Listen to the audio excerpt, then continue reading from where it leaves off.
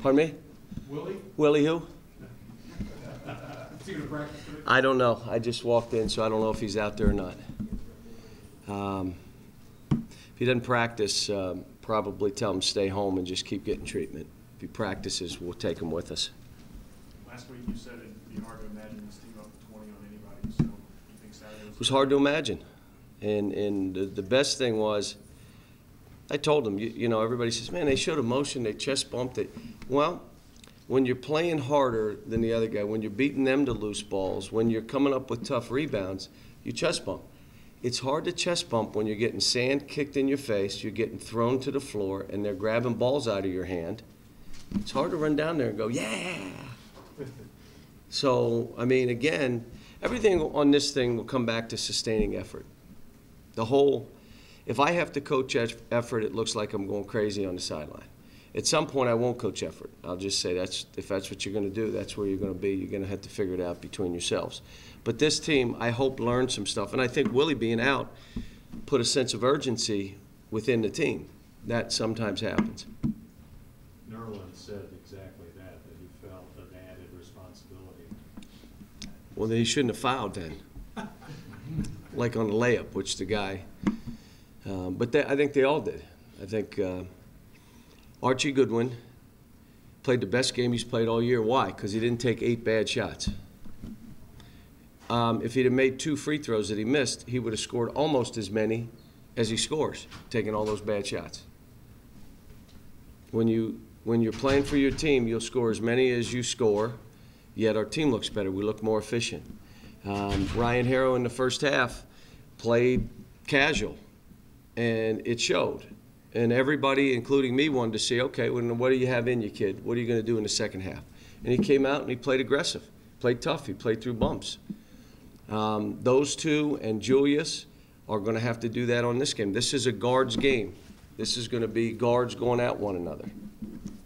In the second half, when Ryan hit that little jump from the baseline, showed a little emotion, you kind of got, you know, a little pumped. Well, he got what I was telling him is you played tough. Instead of you drive and the guy bumps you and you go to the baseline and try to throw it, the guy bumped you, you bumped him back and made it. And then I just said, that's tough.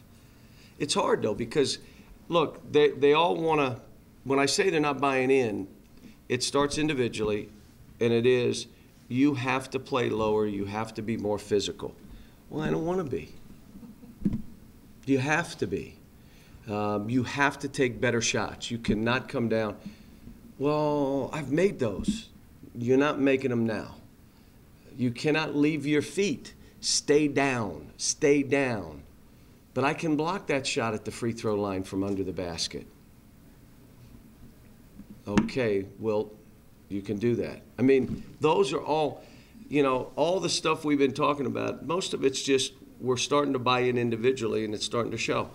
You know, again, now this is a hard game. This is a really physically grinded, bump you, grab you kind of team. And if you're not ready for 50-50 balls and that you're going to be in a war on the court for 40 minutes, you got to relish it. That's what you want. But if you don't want that, then it's an issue. How can big guys in a guards game like Nerlens have a big impact? Well, both of them. They've got a big guy, so do we, and both of them can have a presence in the post where you can't just spread the court out because that you can throw it into the post. We both do it. And the second thing is they get in there and rebound around the goal and block some shots. Both big guys can do that. But the reality of it is their guards, their 1, 2, 3, even steal, are the driving force with their team. I'm not saying, you know, the big kid's good, but the driving force are their guards. I think you found something about Kyle and the high-low and some of the good things he was able to do. Well, in the zone, I'm not sure this team will play zone. I'm not sure they'll give us the middle like the other teams we've played. They'll play a different zone, and they do play a different zone. Their areas that are open are corners more than the middle, which is fine. But Kyle's done well. Kyle's effort level has been off the charts. So when you talk about, wow, he looks good, his effort level, you're not going to shoot it great every night. But you can have an effort every night. You can come up with balls. You can sprint the court. You can help on a pick and roll. Check this out. And get back to your own man. Not help on a pick and roll, bounce twice, the kid shoots a 3 and you run back. No. He proved that last game he can do it. I can help on a pick and roll and still rush at my man. But man, does it take effort. And then he had to raise that, got to come out. No kidding. That's what we're trying to get from all of them, everybody. You happy, Cal? Yeah. Team's making progress. Team's making progress, and that's all I can ask. And I keep coming back to wins and losses come and go. These kids will not be defined by those things. They're going to be defined by how they played. 10 years from now, when people look, it's going to be, man, that team played hard and they scrambled, they covered for each other. What great effort. Or that's not going to be the case. That it's going to be, man, no sense of urgency, look like they don't care as much, blah, blah, blah, blah. And it's wins and losses. This team, it's all about sustaining an effort. I thought Alex was better. Alex was about, on the charts, 20% better than the last games. It's a big jump, man, 20%. Now we got to keep him rolling in that direction. He's playing 3 minutes at a time, so he can just sustain effort and the habit of stopping or not playing or mentally losing, you're off. Just 3 minutes hard, come off. 3 minutes hard, come off.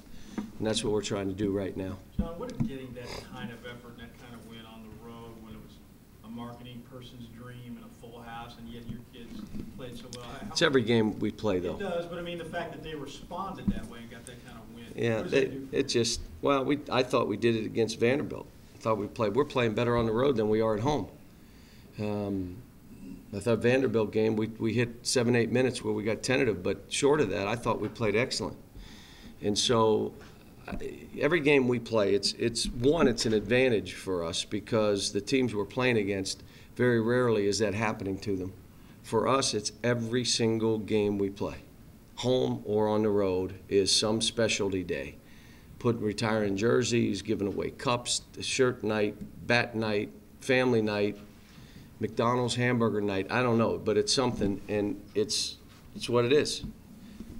Alex had a couple of layups early where he just tried to lay it up rather, and I know you wanted to dunk it. Is it just harder to gather yourself and go up for the dunk? It's just his mentality right now, which is what we're trying to change. It's how he views things. Cal, did you find yourself yelling last Saturday night? I before the game, I just said, look, these guys have got to start figuring this out. And coaching emotion and effort and intensity ends up being, aggressively coaching to get them to get after it. But at some point, you got to say, I can't. Either maybe they don't want this as bad as we want it, and so I think they do. And when you're up 16 and 18 and you're finishing people off, what do you do? Just scream to scream? They're doing everything you want them to do, so you just coach the game. How about this? They're diving for loose balls. They're going for rebounds. They're talking to one another. Well, Cal, you didn't have to do as much. Duh. Did you watch the game? I don't have to do as much. And let me just say this. I'd like to sit there with a rolled-up program and just sit and watch the whole game. That would be fun, to do that for like 10 years. A 10-year run of just crossing my legs and watching what happens. With Alabama going 4 guards, can we expect more Polson on Tuesday? He played good. Jared played good. We're going to stay with the rotation that we have, and hopefully he'll get, the minutes and get in there and perform. This is going to be an aggressive game, though. They come after you, and it becomes body on body a lot. Last question. Jared also said that Archie in high school could get away with driving 1-on-3 or something like that. 1-on-5. And just throw it up there. But he's learning. He's trying. He wants to know. He wants to, keep talking to me, tell me what you want me to do, and that's, that's what we've been doing. Thanks, folks.